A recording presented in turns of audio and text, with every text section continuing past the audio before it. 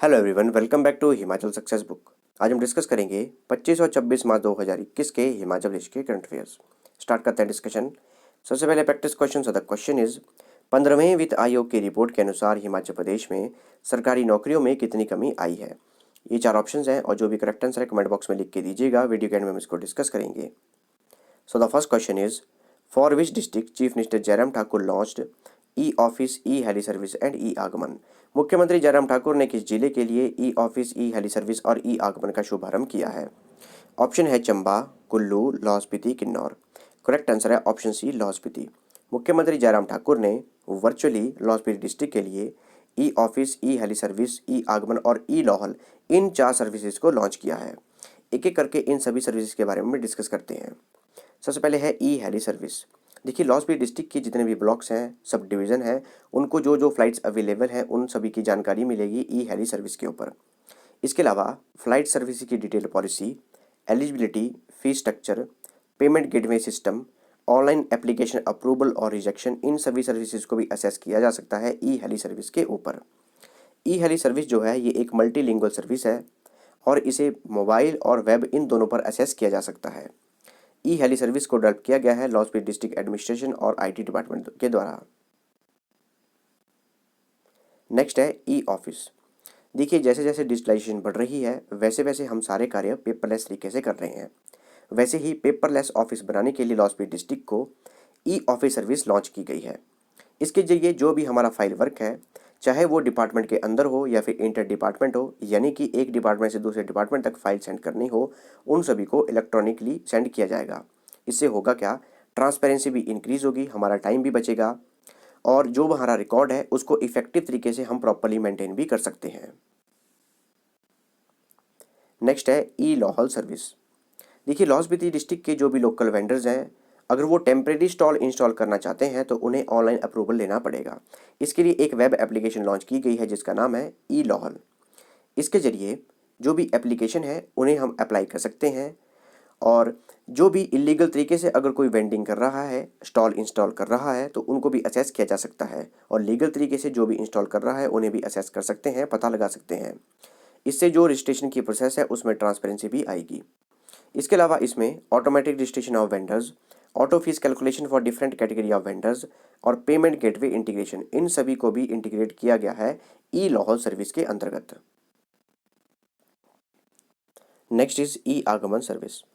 देखिए, लाहौल स्पीति डिस्ट्रिक्ट को विजिट करने के लिए अगर परमिट की रिक्वायरमेंट है तो इसके लिए ऑनलाइन एप्लीकेशन लॉन्च की गई है जिसका नाम है ई आगमन। ई आगमन सर्विस के जरिए online application for issuance of permit, automatic reading of vehicles number plate with ANPR camera, ANPR camera यानी कि automatic number plate recognition camera, auto boom barrier, creation of vehicle database, इन सभी सर्विस को assess किया जा सकता है ई आगमन एप्लीकेशन के जरिए। देखिए, कुल्लू डिस्ट्रिक्ट और लाहौल स्पीति डिस्ट्रिक्ट को कनेक्ट करती है अटल रोहतांग टनल और जब से अटल रोहतांग टनल का उद्घाटन हुआ है तब से काफ़ी लाखों की तादाद में टूरिस्ट विजिट कर रहे हैं लाहौल स्पीति डिस्ट्रिक्ट को। तो उन सभी टूरिस्ट पर प्रॉपर चेक करने के लिए भी इस एप्लीकेशन को लॉन्च किया गया है। तो ई आगमन एप्लीकेशन के जरिए प्रॉपर चेक किया जा सकता है कि कौन कौन से टूरिस्ट जो हैं विद परमिट वहाँ पे विजिट कर रहे हैं और कौन कौन से टूरिस्ट जो हैं विदाउट परमिट विजिट कर रहे हैं। Next is who has won bronze medal in national para table tennis championship held at Indore. Indore में आयोजित national para table tennis championship में कांस्य पदक किसने जीता है। ऑप्शन है रजत ठाकुर, पीयूष शर्मा, आनंद डोगरा, दिलीप सिंह। करेक्ट आंसर है ऑप्शन बी, पीयूष शर्मा। तो पीयूष शर्मा ये शिमला के रहने वाले हैं, आप देख सकते हैं इमेज में, और इंदौर में आयोजित national para table tennis championship में इन्होंने ब्रॉन्ज मेडल जीता है। और पीयूष शर्मा हिमाचल प्रदेश के पहले ऐसे प्लेयर बन चुके हैं जिन्होंने कि पैरा टेबल टेनिस चैंपियनशिप में अब ब्रॉन्ज मेडल जीता है। इसके अलावा ये हमारी कंट्री को पैरा टेबल टेनिस चैंपियनशिप जो कि नीदरलैंड में हुई थी उसमें भी रिप्रेजेंट कर चुके हैं और पिछले 3 वर्षों से हिमाचल प्रदेश को रिप्रेजेंट कर रहे हैं Piyush Sharma. What is the rank of Himachal Pradesh in the country among states with population of more than 50 lakhs to end tuberculosis? क्षय रोग को समाप्त करने के लिए 50 लाख से अधिक की आबादी वाले राज्यों में हिमाचल प्रदेश का देश में क्या स्थान है। ऑप्शन है first, fifth, ninth, 11th। Correct answer है ऑप्शन ए, फर्स्ट। तो ट्यूबरकुलोसिस को समाप्त करने के लिए जिन राज्यों की आबादी 50 लाख से अधिक है उनमें हिमाचल प्रदेश का पहला स्थान है। और इसके लिए हिमाचल प्रदेश को एक अवार्ड भी दिया गया और जो हमारे यूनियन हेल्थ मिनिस्टर हैं डॉक्टर हर्षवर्धन, उनके द्वारा अवार्ड दिया गया। देखिए ऐसे याद रखिएगा, एच से होता है हेल्थ और एच से है हर्षवर्धन, तो हेल्थ मिनिस्टर हैं हमारे हर्षवर्धन। और इसके लिए एक सर्वे कंडक्ट किया जा रहा था और फरवरी में सर्वे कंडक्ट किया गया था, जिसका रिजल्ट जो है 24 मार्च को वर्ल्ड टीबी डे पर डिक्लेयर किया गया। और नेशनल ट्यूबरकुलोसिस एलिमिनेशन प्रोग्राम के अंतर्गत जिन स्टेट्स ने अच्छा परफॉर्म किया है उन्हें अवार्ड भी दिया गया।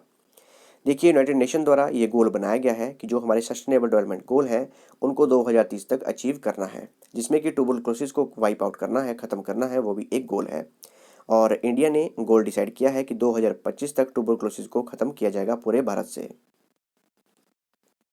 इसके अलावा भारत सरकार ने राज्यों और डिस्ट्रिक्ट्स को भी सर्टिफिकेशन प्रोवाइड की, जिसके लिए कि हिमाचल प्रदेश के 5 डिस्ट्रिक्ट्स को शॉर्टलिस्ट किया गया था, जो है ऊना, हमीरपुर, कांगड़ा, लाहौल स्पीति और किन्नौर, जिसमें लाहौल स्पीति डिस्ट्रिक्ट को सिल्वर मेडल मिला और किन्नौर, ऊना, हमीरपुर और कांगड़ा को ब्रॉन्ज मेडल मिला। और हिमाचल प्रदेश सरकार ने ट्यूबरकुलोसिस को खत्म करने के लिए मुख्यमंत्री क्षय रोग निवारण योजना भी शुरू की है। इसके अलावा हिमाचल प्रदेश के नेशनल हेल्थ मिशन के मिशन डायरेक्टर हैं डॉक्टर निपुण जिंदल।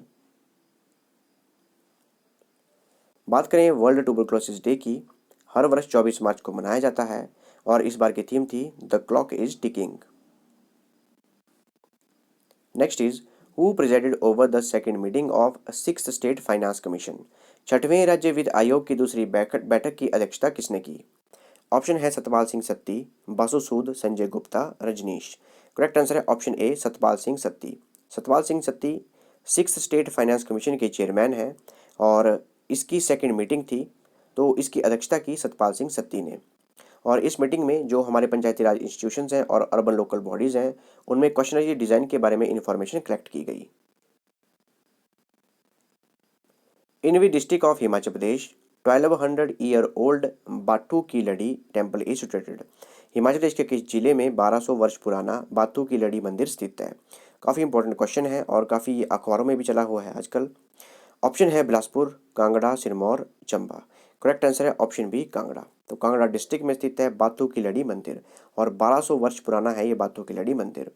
आप देख सकते हैं इमेज में, ये है बाथू की लड़ी मंदिर और ये पोंग डैम में स्थित है। लगभग 8 महीने तक ये पानी में जलमग्न रहते हैं और जब वाटर लेवल कम होता है तभी ये दिखते हैं। बात करें बाथू की लड़ी मंदिर के बारे में, इन्हें बाथू मंदिर या बाथू की लड़ी मंदिर भी कहते हैं। इसके अलावा इन्हें ठाकुर द्वारा बाथू भी कहा जाता है।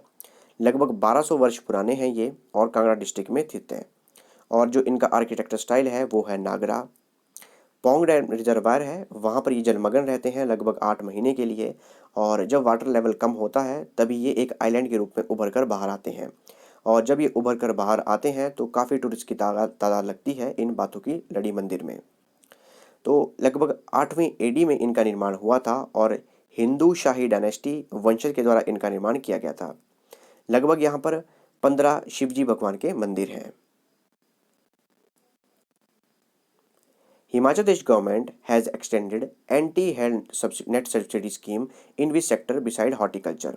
हिमाचल प्रदेश सरकार ने बागवानी के अलावा किस क्षेत्र में एंटी हेल नेट पर सब्सिडी योजना को बढ़ाया है? ऑप्शन है sericulture, pisciculture, agriculture, apiculture. Correct answer है ऑप्शन सी एग्रीकल्चर। तो हिमाचल प्रदेश सरकार ने जो एंटी हेल नेट पर सब्सिडी प्रोवाइड की जाती है, पहले सिर्फ ये हॉर्टिकल्चर पर दी जाती थी, तो अब इसे एक्सटेंड किया गया है एग्रीकल्चर के भी ऊपर। देखिए हमारी वेरियस क्रॉप्स हैं जैसे कि पीज, कैबेज, टोमेटोज, कॉलीफ्लावर, तो ओलावृष्टि होने की वजह से काफ़ी नुकसान होता है, तो इसके लिए एंटी हेल नेट स्कीम जो है इसे लॉन्च किया गया है।